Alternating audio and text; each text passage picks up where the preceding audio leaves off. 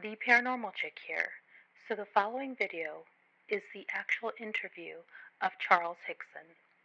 October 11th, 1973, Charles and a friend, Kelvin Parker, were in Pascagoula, Mississippi, fishing off a pier when they were suddenly abducted by aliens. This is their story. What I would like to make note is that when they were brought back, they immediately went to the police station and filed a report. The men weren't taken seriously at first, but as the investigation continued, as they recounted their story numerous times, it never changed. Both men underwent a series of lie detection tests. Each one passed every single test.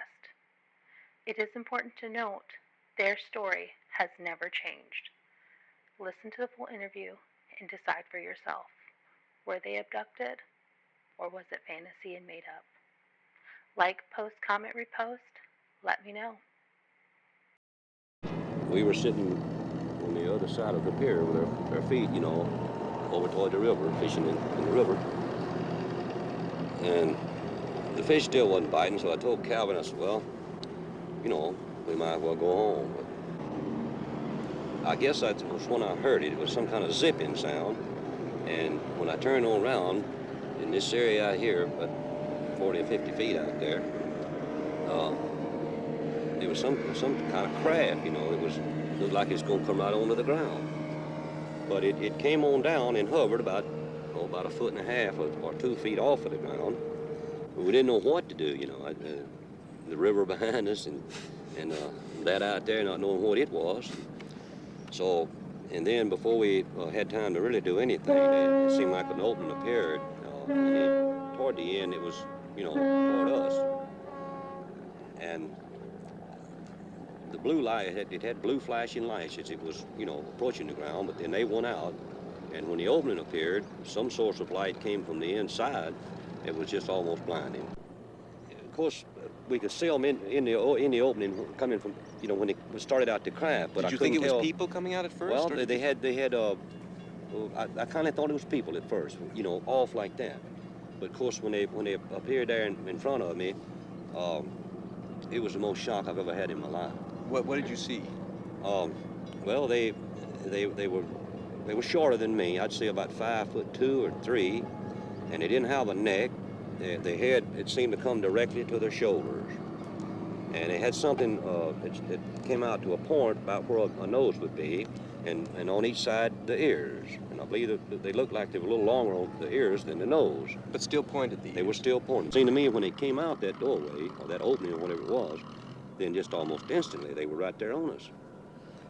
And their arms, they had arms, and I saw the arms moving here and in the shoulders, but they had webbed. I mean, their fingers were webbed, and then they had something like a thumb, and they were like this. Mm-hmm. They had me one on this arm like this, and on the other one, they had my other arm like that. And I just seemed to lift up to the same height they were off the ground, and we just moved into the craft. Now inside, how did they lay you out? Do you remember how it happened? Yes. I didn't see any tables or chairs or anything in there. I'm not saying it wasn't in there because the light was almost blinding, but I didn't see any. And when they carried me inside, they seemed to just lean me back, And this eye, well, I keep referring to it as an eye, and it moved up to in front of me about this close, and it started right at my eyes, looking me right in the eye. And it hesitated there for a few seconds, and it just started moving over my entire body. When they brought me from the craft along this area here, and they didn't drop me, they just released me back to the ground, and I fell. I don't know why my legs were weak. I don't know why it was the fright or what it was, but I fell onto the ground.